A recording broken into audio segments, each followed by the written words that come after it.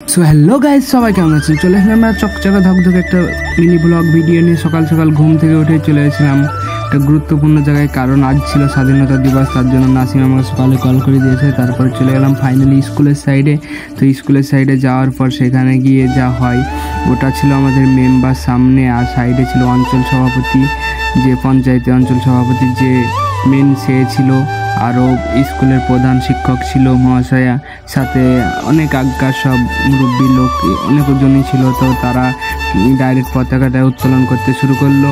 তো আমরা ওখানে গেছিলাম, আমি নাসিম অনেকজন। তো এটা হচ্ছে আমাদের ভারতীয়দের জন্য আজকে একটা গুরুত্বপূর্ণ দিন, কারণ এই দিনে আমাদের দেশ স্বাধীন হয়েছিল, এর জন্য এটা করা হয় আর কি। আবার ইত্যাদি ইত্যাদির বিষয় আছে অনেক কিছু, সে তো সবাই জানি। তারপরে সেখানে আমরা সকালবেলায় চলে যাই। সেখানে চলে যাওয়ার পর এইসব কাজগুলো যেগুলো হয় নাসিমরা করছিল, আর আমরা ঘুরে বেড়াচ্ছিলাম। তো সেখানে গিয়ে পতাকাটা উত্তোলন হওয়ার পর সেইভাবে হয়েছে, কারণ হেভি লাগছিলো। তারপর এগুলো হচ্ছে বাচ্চারা সব সাইডে ছিল, দেখতে পাচ্ছেন চারিদিকে অনেক অনেক মানে সুন্দর একটা জিনিস মুহূর্তটা কাটলো। তারপরে নাসিম সবাইকে লাড্ডু দিতে শুরু করলো, লাড্ডু।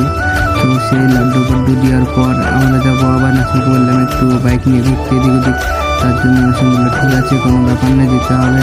তো অনেকক্ষণ লাড্ডু দেওয়ার পর নাসিমের শেষই হয় না। তারপরে প্রায় আরও মানে যতগুলো ছেলে ছিল, তো কম তো না, অনেকটাই। তো তারপরে বাইকটা নিয়ে চলে এসেছিলাম একটা ফাঁকা রোডে, কারণ আজ স্বাধীনতা দিবস, চারিদিকে সবাই ঘুরে বেড়াবে।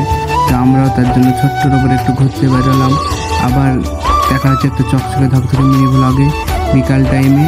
তো এখনকার মতো এখানেই শেষ, আবার দেখা হচ্ছে। সবাই ভালো থাকবেন, টেক কেয়ার, বাই বাই, সবাই ভালো থাকবেন।